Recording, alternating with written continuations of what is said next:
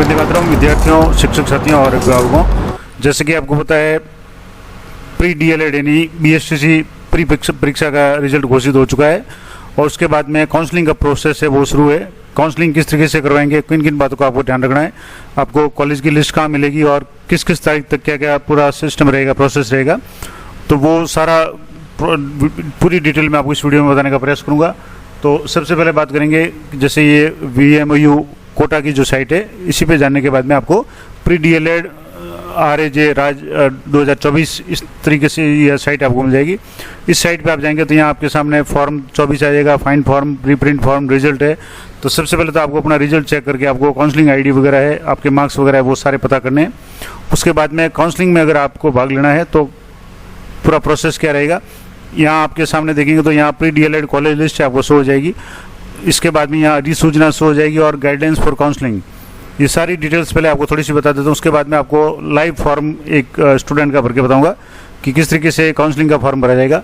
तो सबसे पहले जो गाइडलाइंस है, इंपॉर्टेंट बातें हैं वो ध्यान रखने वाली है कि प्री डीएलएड का जो रिजल्ट है 17/7 यानी 17 जुलाई को घोषित हो चुका है और इस साइट पर जाकर के आप देख सकते हैं। और अगर आपके मार्क्स अच्छे हैं और आप चाहते हैं कि आपका सिलेक्शन हो, आप SSC करना चाहते हैं, तो आप अपना जो भी 3,000 रुपये का शुल्क है वो रजिस्ट्रेशन या पंजीकरण जमा करवा करके काउंसलिंग में भाग ले सकते हैं। और ये शुल्क है वो आगे जो भी पाठ्यक्रम का शुल्क होगा उसमें एडजस्ट हो जाएगी, समाहित हो जाएगी। अब इसके लिए जैसे सामान्य और संस्कृत अलग अलग आपने फॉर्म भरा हुआ है, तो दोनों के अभ्यर्थियों को एक यूनिक ID है वो दी गई है। तो दोनों पाठ्यक्रमों और अल्प भाषाएं तो आवेदन करने वाले अभ्यर्थियों को जो काउंसलिंग ID है वो दी गई है। तो आपके 2 ID है, एक ID है, उसी के अनुसार आपको फॉर्म भरना है। तो ये तो सामान्य बात हो गई। अब मान लो आपको जैसे आप चाहते हैं कि आपको किसी भी हालत में आपको SSC करनी है, तो आप अधिक से अधिक जो भी अवसर है वो अगर प्राप्त करना चाहते हैं, सुरक्षित रखना चाहते हैं, तो आप अधिक से अधिक विकल्प भरें। यानी चॉइस की कोई लिमिट नहीं है, आप कितनी भी चॉइस भर सकते हैं, लेकिन न्यूनतम आप जो भी चॉइस आप 10, 15, 20 जितनी भी भरना चाहें वो भर सकते हैं।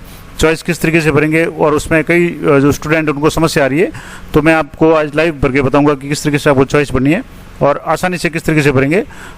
अगली बात है कि सारा जो प्रोसेस है वो ऑनलाइन है और आपको काउंसलिंग भाग लेने से पहले अपने जो भी डॉक्यूमेंट्स है वो आप अपने तैयार रखें, क्योंकि जो भी डॉक्यूमेंट्स आप जो भी कैटेगरी आपके पास में है वो डॉक्यूमेंट आपके पास में होने चाहिए। जैसे general, ST, SC, OBC, MBC, SBC, EWS या सब कैटेगरी में डाइवर्स वीडियो है, PH यानी फिजिकली हैंडीकैप है या डिफेंस पर्सनल, जो भी डॉक्यूमेंट्स आपके पास हो वो आप ओरिजिनल डॉक्यूमेंट आपके पास में होने चाहिए, क्योंकि काउंसलिंग के बाद जब भी कॉलेज अलॉटमेंट होगा आपको ओरिजिनल डॉक्यूमेंट है वो कॉलेज में शो करने पड़ेंगे। तो ये जरूर ध्यान रखें। इसके अलावा सामान्य जो जनरल के लिए 50% जो एयर था यानी 12वीं के मार्क्स है वो परसेंटेज होने चाहिए, और जो स्पेशल कैटेगरी है जो EWS, ST, SC, महिला, डाइवोर्स वगैरह इन सब के लिए 45% ये सारे होने चाहिए, तभी आप काउंसलिंग में भाग लें। अगर ये पात्रता आपकी नहीं है तो आप वैसे भी फॉर्म नहीं भर पाएंगे, लेकिन अगर फॉर्म भरते समय आपने गलत सूचना दी है तो भी आपका कोई मतलब नहीं रहेगा। इसके अलावा जो भी आप जिस भी संस्थान में एडमिशन चाहते हैं उसकी पूरी सूची आप पहले से पता कर लें। आप जब भी काउंसलिंग में भाग लें उससे पहले अपना दिमाग में सोच के रखें कि आपको कौन कौन सी चॉइस भरनी है, किस किस जिले की कौन कौन सी कॉलेज को आपको सिलेक्ट करना है, संस्थान को कौन सा सिलेक्ट करना है। और अगर आप चाहते हैं कि आपको BEd SSC करनी है तो आप अधिक से अधिक चॉइस भरें। और सबसे लास्ट में ऑल राजस्थान का चयन है वो आप बड़ी सावधानी से करें, क्योंकि जैसे आपने 10 चॉइस भर ली और उसके बाद में सीधे ही ऑल राजस्थान कर लिया तो 10 के बाद में आपको 11वीं चॉइस नहीं मिल करके राजस्थान में कहीं भी आपको वो कॉलेज अलॉट हो जाएगी। तो एक बार आप जितनी चॉइस आप चाहते हैं कि जहाँ तक हो सके आपको वो कॉलेज मिले तो वो चॉइस भर ले, उसके बाद में अंतिम विकल्प के रूप में आप ऑल राजस्थान चयन करें। तो शिक्षण संस्थान चॉइस करने में आप जल्दबाजी नहीं करें, क्योंकि एक बार लॉक होने के बाद में आप दोबारा उसको चयन नहीं कर पाएंगे। और अगर मान लो आपने काउंसलिंग कर ली, आपने 3,000 रुपये की फीस जमा करा ली, लेकिन आपको कॉलेज आवंटन नहीं होता है, यानी आप अगर असफल रहते हैं यानी आपके मार्क्स कम हैं, तो आपको 100 रुपये इसमें कटौती करके आपको 2,900 रुपये वापस रिफंड हो जाएंगे। अब इसके लिए सबसे इंपॉर्टेंट बात आपको ध्यान रखनी है कि आपको अपना खुद का खाता या अपने माता पिता का खाता ही इसमें एंटर करना है। जब भी आप काउंसलिंग करेंगे आपको काउंसलिंग ID के साथ में bank account number, IFSC code और ब्रांच का नाम पूछा जाएगा। तो वो सारी डिटेल्स आप सही तरीके से भरें। कोशिश करें कि जो स्टूडेंट है उसी का खाता नंबर भरें, ताकि जब भी मान लो ऐसी स्थिति आती है कि अगर मान लो सिलेक्शन नहीं होता है तो 3,000 रुपये में से 100 रुपये काट करके 2,900 रुपये रिफंड हो जाएंगे उसी खाते में। और अगर मान लो आपको कोई संस्थान अलॉट हो जाता है, कॉलेज आवंटित हो जाता है और आप अगर वहाँ रिपोर्टिंग नहीं कर पाते हैं या रिपोर्टिंग नहीं करते हैं, आपको चॉइस मिल गई, आपको कॉलेज मिल गया, आप चाहते कि नहीं जाना चाहते हैं, आपने काउंसलिंग में भाग ले लिया यानी आपको कॉलेज अलॉट हो गया, फिर आगे की प्रोसेस में भाग नहीं लेना चाहते तो आपके 500 रुपये काट लिए जाएंगे और आपको 2500 यानी 2500 रुपये वापस लौटा दिए जाएंगे। सारी प्रक्रिया वो ऑनलाइन होगी, इसलिए या तो खुद का खाता या अपने माता पिता का खाता है वो सही डिटेल्स भरें, क्योंकि रिफंड है केवल खाते में होगा, इसलिए ये सावधानी से भरें, जिसमें बैंक का नाम है, खाता संख्या स्पेशली और एफएससी कोड वगैरह बहुत सावधानी से भरें। पिछले सालों में भी कई स्टूडेंट की ये समस्या आती है कि वो एफएससी कोड वगैरह सही नहीं भरते या अकाउंट नंबर सही नहीं भरते या अकाउंट नंबर ऐसा भरते हैं जो चालू नहीं हो यानी बंद हो, ब्लॉक हो, तो ऐसी स्थिति में आपकी समस्या हो सकती है। तो आप जो भी एक्टिव अकाउंट है उसको आप सेलेक्ट करें और ये काउंसलिंग के समय आप ध्यान दें। उसके बाद में अगर आप गलत तथ्य वगैरह सूचना अगर भरते हैं, कैटेगरी वगैरह गलत सेलेक्ट करते हैं, तो फिर आपके जो भी है वो अपात्र घोषित कर दिया जाएगा और आपकी जो भी फीस वगैरह है वो सारी जब्त कर ली जाएगी और कार्रवाई की जाएगी। तो आप सही फीस या सही जो भी सूचना है वही भरें। अब मान लो आपको जैसे 3000 की फीस भरने के बाद में कॉलेज आवंटन हो गया, तो आपको कॉलेज में जाने से पहले आपको जहाँ भी आप कॉलेज में जाएंगे वहाँ आपको प्रवेश शुल्क है वो 13,555 रुपये जमा कराने पड़ेंगे और उसके बाद में ही आप अपर मूवमेंट में भाग ले सकते हैं। अपर मूवमेंट के बारे में मैंने विस्तार से पिछले साल भी वीडियो बनाया था, तो वो जब भी जरूरत होगी मैं बना दूंगा। और पहले बात की आपको स्वयं उपस्थित होकर रिपोर्टिंग करनी थी और अगर मान लो रिपोर्टिंग नहीं करेंगे तो आपको रिफंड नहीं होगा, तो ये ध्यान रखें। और अपर मूवमेंट के लिए आपको कहीं भी संस्था में जाने की जरूरत नहीं है, आप फीस भी देने की जरूरत नहीं है, आप घर बैठे अपर मूवमेंट में भाग ले सकते हैं। लेकिन उससे पहले आपको जो भी पूरी प्रोसेस है वो फॉलो करनी पड़ेगी और समय समय पर जो भी नियम वगैरह राज्य सरकार के वो लागू होंगे। तो ये तो होगी। अब इसमें शेड्यूल क्या रहेगा, तो काउंसलिंग शुल्क 3000 रुपये जमा कराने का जो भी टाइम पीरियड है वो आप ई-मित्र से करा सकते हैं, घर बैठे net banking, debit card, credit card, UPI किसी भी ऑप्शन से करा सकते हैं। और ये आपको 20/7 यानी 20 तारीख से शुरू है, शनिवार से ये प्रोसेस शुरू हो चुका है और 30/7 तक यानी 30 जुलाई मंगलवार तक आप ये 3000 रुपये की फीस जमा करा सकते हैं। उसके बाद में 4/8 यानी 4 अगस्त को रविवार को प्रथम अलॉटमेंट की सूची जारी हो जाएगी, आपको कौन सा कॉलेज मिला है वो सूची जारी हो जाएगी। उसके बाद में आपको जो भी डॉक्यूमेंट्स है वो अपलोड करने पड़ेंगे। उसके बाद में फीस वगैरह अपलोड करने के बाद में आपको संबंधित वहाँ कॉलेज में जो भी आपको अलॉट हुआ है वहाँ जाकर के आपको डॉक्यूमेंट है वो चेक करवाने पड़ेंगे। तो जैसे ही आपके 4 तारीख को अलॉटमेंट हो जाएगा, उसके बाद में आपको नेट बैंकिंग द्वारा या ई-मित्र के द्वारा किसी भी ऑनलाइन मोड से आपको 13,500 रुपये जमा कराने पड़ेंगे। और ये जमा कराने के बाद जैसे रविवार को आपको अलॉट हो जाता था, आप रविवार को जमा कराएं, सोमवार को कराएं, कभी भी कराएं। जमा कराने के बाद अगले दिन से आप उस कॉलेज में जाकर के अपनी रिपोर्टिंग करवानी, यानी अपने ओरिजिनल डॉक्यूमेंट जो आप अपलोड करेंगे वो सारे वेरीफाई करवाने। और ये काम है 5/8 से लेकर के 12/8 तक होगा। उसके बाद में वहाँ जो भी आप जहाँ भी संस्थान में जाएंगे, BSTC कॉलेज में जाएंगे, वहाँ डॉक्यूमेंट वेरीफाई के बाद में वहाँ सत्यापन होगा और आपका एडमिशन कन्फर्म हो जाएगा। उसके बाद में आप अगर मान लो चाहें तो अपर मूवमेंट में अप्लाई कर सकते हैं। अपर मूवमेंट का मतलब ये हो गया कि अगर आपको जैसे पहले चरण में आपको अगर मान लो 10वें नंबर की कॉलेज मिली है और आप चाहते हैं कि 1 से 9 नंबर की कोई भी कॉलेज मिले तो ठीक रहेगा, तो आप अपर मूवमेंट में भाग लें। आपकी जो चॉइस मिली है उसके ऊपर की अगर चॉइस है तो आपको जरूर वैकेंट पोस्ट होगी तो मिल जाएगी। अगर आपको 1 नंबर की चॉइस ही मिली है तो आपके अपर मूवमेंट का ऑप्शन काम नहीं करेगा, क्योंकि आपको पहली चॉइस ही मिली है, तो फिर आपको अपर मूवमेंट की आवश्यकता नहीं रहेगी। तो उसके बाद में अपर मूवमेंट का रिजल्ट है वो 19/8 को घोषित किया जाएगा और अपर मूवमेंट के बाद में आपको जो नया संस्थान आवंटित होगा वहाँ जाकर के आपको रिपोर्टिंग करवानी पड़ेगी। तो ये पूरा प्रोसेस रहेगा। अब इसमें थोड़ी बहुत डेट है, आगे पीछे हो सकती है, जैसे भी अपडेट होगा मैं बता दूंगा। तो ये तो शेड्यूल हो गया पूरा। यहाँ भी आप देखेंगे तो ये सारा शेड्यूल यहाँ दिया हुआ है कि आप 20 तारीख से लेकर 30 तारीख तक है वो 3000 रुपये जमा करा सकते हैं। मैंने पूरा डिटेल में आपको बता दिया। अब आपको कॉलेज की सूचना है, यानी कौन सा कॉलेज है, तो आपको यहाँ डिस्ट्रिक्ट वाइज जिस भी डिस्ट्रिक्ट आप कॉलेज चाहते हैं वो आप यहाँ से देख लें, सेलेक्ट कर लें।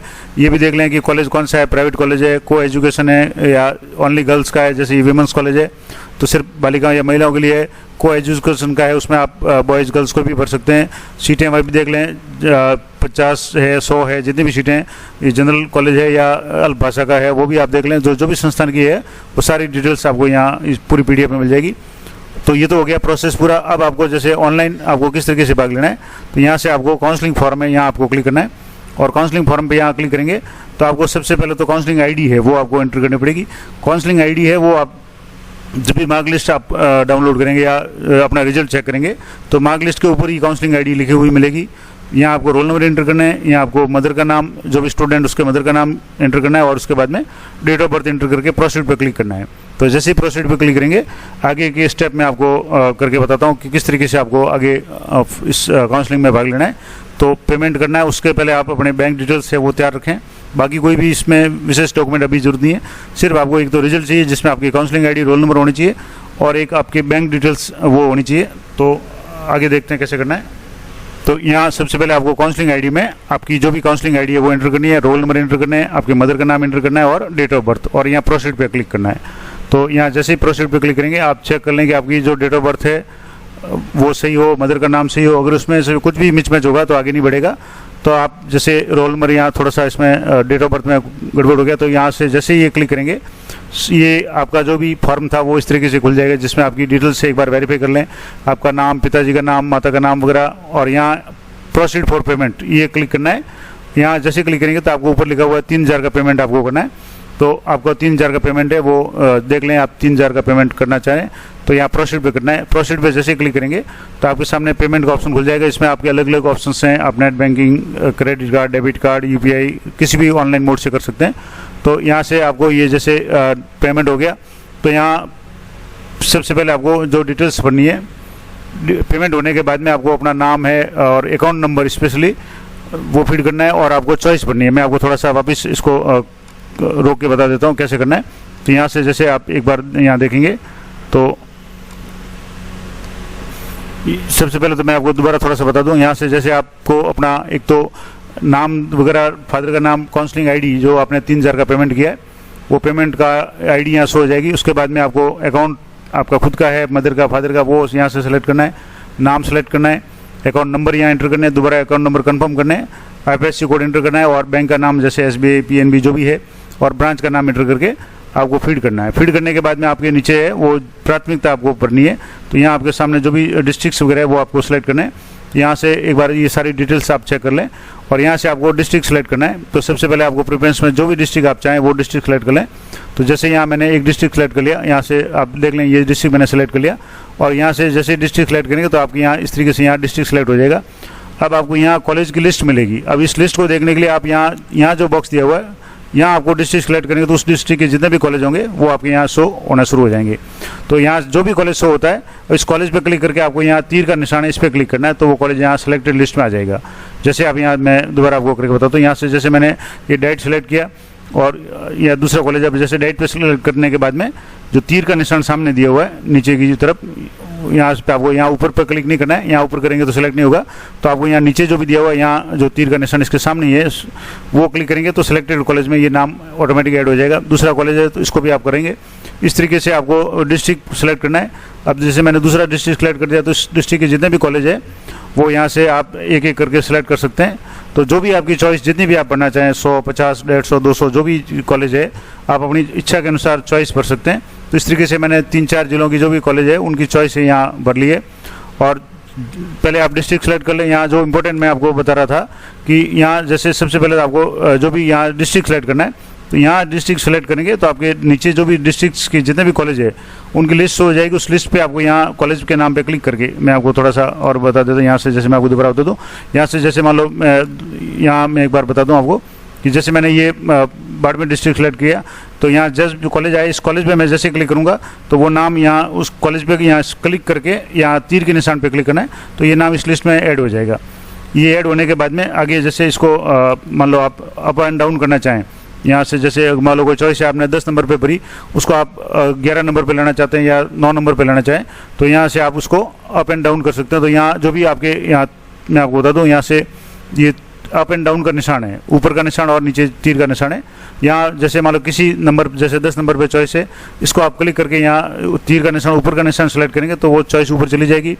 अगर मान लो 8वें नंबर पे चॉइस उसको आप 10 पे लेना चाहें तो उस पर क्लिक करने के बाद में यहाँ नीचे का बटन दबाएंगे तो वो चॉइस नीचे आ जाएगी। इस तरीके से आप चॉइस ऊपर नीचे हो जाएगी। उसके बाद में ये लिखा हुआ है कि अगर मेरे द्वारा भरे हुए विकल्प में से कोई भी सिलेक्शन नहीं होता है तो मैं राजस्थान में कोई भी जगह कॉलेज आवंटित हो मैं सहमत हूँ। तो आप एनीवेयर इन राजस्थान पे यस करेंगे तो ठीक है। अगर यस नहीं करेंगे तो आप जो भी चॉइस भरेंगे उनमें अगर आपका सिलेक्शन नहीं होगा तो आपको आगे कॉलेज आवंटित नहीं किया जाएगा। लेकिन आप चाहते हैं कि हर हाल में आपको एसटीसी करनी है तो आप एनीवेयर इन राजस्थान को जरूर सेलेक्ट करें ताकि ज़्यादा से ज़्यादा चॉइस पढ़ने के बाद में आप इसको सेलेक्ट कर लें। तो मैं आपको वापस दोबारा बता देता हूँ। यहाँ से जैसे आप क्लिक करेंगे तो यहाँ ये सारा करने के बाद में आपको सेव एंट्रीज पे क्लिक करना है। तो ये आपके सामने इस तरीके से सेव हो जाएगी। ये आपके यहाँ डिटेल्स आप देख लें एक बार, अपने आईडी वगैरह, रोल नंबर वगैरह सारे देख लें। आप यहाँ जो प्रेफरेंस भरी है वो सारी प्रेफरेंस यहाँ आपकी इस तरीके से शो हो जाएगी। तो इन प्रेफरेंस को शो होने के बाद में आपको धीरे धीरे एक एक चेक कर लेना है। प्रेफरेंस नंबर 10, 11, 12, 13, 14 जितनी भी प्रेफरेंस आपने भरी है वो सारी प्रेफरेंस आप यहाँ से देख लें। और नीचे जो बॉक्स दिया हुआ है इसके पहले आप यहाँ से ये देख लें कि यहाँ जो भी ऑप्शंस दिए हुए हैं कि आपके पास में जो भी डॉक्यूमेंट है, 10वीं 12वीं की मार्कलिस्ट वगैरह, अगर आपने जाति का किसी भी कैटेगरी का फ़ायदा उठाने का अगर फॉर्म में भरा हुआ है तो वो सर्टिफिकेट आपके पास में होना चाहिए। और यहाँ चेक बॉक्स पे क्लिक करके आपको लॉक चॉइस पे करना है। एक बार जरूर ध्यान दें कि एक बार आप लॉक करने के बाद में उसको चेंज नहीं कर पाएंगे। तो यहाँ से जैसे आप लॉक पे क्लिक करेंगे तो यहाँ से मैं जैसे यहाँ से चेक बॉक्स पे क्लिक किया और यहाँ लॉक चॉइस पे कर दिया तो यहाँ आ गया कि काउंसलिंग चॉइस लॉक्ड। अब आप इसको लॉक कर सकते हैं। उसके बाद में आप इसको प्रिंट करना चाहें तो यहाँ ऊपर नीचे यहाँ दिया हुआ क्लिक टू प्रिंट हियर, तो यहाँ आपको प्रिंट वाले ऑप्शन पे जाकर यहाँ से इसको प्रिंट कर सकते हैं। तो जैसे मैं यहाँ से प्रिंट करूँगा तो यहाँ प्रिंट के ऑप्शन में आप यहाँ से सीधे प्रिंट भी कर सकते हैं। आप चाहें तो इसकी PDF के रूप में इसको सेव भी कर सकते हैं। तो ये तो पूरी प्रोसेस हो गई कि किस तरीके से आपको ये काउंसलिंग में भाग लेना है। चॉइस को लॉक होने के बाद में आप उसमें चेंज नहीं कर पाएंगे, ये जरूर ध्यान रखें। तो इस तरीके से ये सारी चॉइस लॉक हो जाएगी। अब इसके बाद में आपको यहाँ जो भी चॉइस डेट्स वगैरह है वो आप जरूर देख लें एक बार। तो ये पूरी जानकारी मैंने आपको बता दी कि किस तरीके से आपको काउंसलिंग में भाग लेना है। आशा करता हूँ ये सारी जानकारी आपके लिए उपयोगी रहेगी। अपवर्ड मूवमेंट और गत साल भी काउंसलिंग का पूरा प्रोसेस का मैंने वीडियो लाइव बना रखा है, आवश्यकता हो तो आप वो भी जरूर देखें। तो इसी तरह की इन्फॉर्मेटिव जानकारी के लिए चैनल पर बने रहें। मिलते हैं नेक्स्ट वीडियो में, तब तक जय हिंद, जय भारत।